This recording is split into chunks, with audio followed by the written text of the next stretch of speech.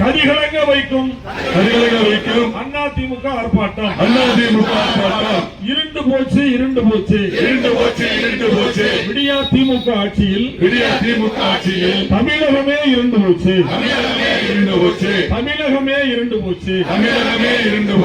கண்டிக்கிறோம்